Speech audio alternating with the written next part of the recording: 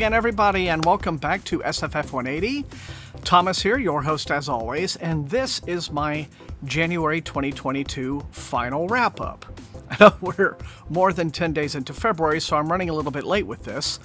All last week, I was out of town, away from the office, and unfortunately, that was like the time of the ice storm that slammed into Texas.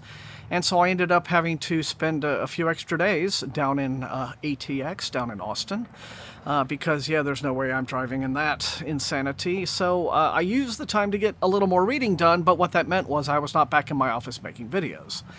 And so, but here we are. I'm just going to give you the recap really quickly of what I read for the entire month of January, and then next week, probably, you know, middle to late next Wednesday, Thursday, sometime like that, you're going to get my February halftime reports.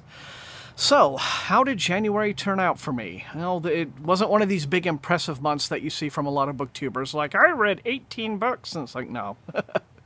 I don't have that life quite yet, but you know what, considering how, I've talked about this before, how completely slumpy pretty much all of 2021 was for me, for one reason or another, it's definitely a pickup, and hopefully it will only increase here on out. Now, for the entire month of January, I ended up reading 4 books total, 2 novels, 1 short novel, and 1 novella. Now, I've already talked about Starless Crown and The Monster of Elendhaven on the halftime report for January, and so the 2 novels that I read in the second half, or the 2 books that I read in the second half of January, actually, were Age of Ash by Daniel Abraham, which, as you know, I have reviewed on the channel already. You've probably watched that. If you haven't, why haven't you? How dare you? Go watch that right away. And so after, you know, 2 full epic fantasy novels in a month, I was ready to kind of wrap up before I got into like my next really big reading commitment, and to be fair, I already am still into my major next reading commitment, rereading Black Leopard Red Wolf in preparation for Moon Witch Spider King, which is also going to be coming next week, my review and all the rest of it.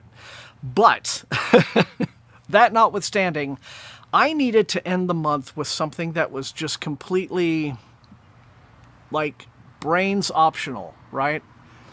And boy, I found that book in a little indie horror novella called Skullwalker. That's it. The author is Anthony Izzo. Unfair to say dumb. I mean, it is deliberately, very intentionally cheesy and pulpy by design. You know, that wears the influence on its sleeve. I just discovered it by, you know, noticing a tweet from the author on, you know, online, and so I thought, all right, well, I'll have a look at this. And so I did, and I'm glad I read it. I mean, it was fun. Like I said, it was just kind of easy. I mean, if you like that kind of thing, this is a book that is clearly geared towards an audience of gorehounds. So, if that's not you, don't bother. But if you want to have that sort of, like, cheesy, you know, if you're reminiscing about watching, you know, low-budget, cheap horror movies on VHS when you're a teenager, like my generation did, it's that kind of a thing. It's basically, it's a horror western set in the 1860s, 70s Colorado.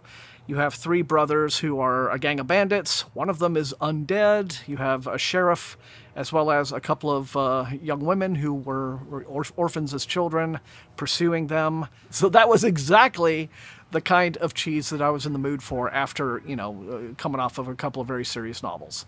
And one very dark, serious novella.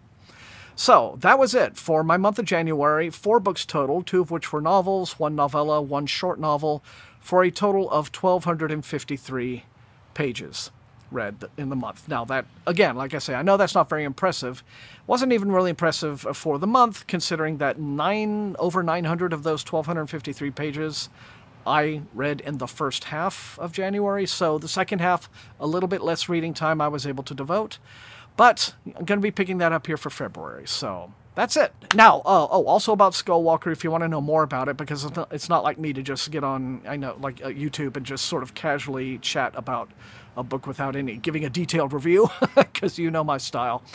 I am probably ultimately going to include a full review of that book in another video that I'm planning as, 5 or 6 indie horror novellas, because I have a stack of several of them that I'm going to choose from. And so I may very well make that one of them, because the last video I did that was, I think, 5 or 6 indie horror novellas, went down really well. So I'll be doing another one of those soon, so I'll probably just add that to that. But for now, the review of Skullwalker really only exists on my Goodreads.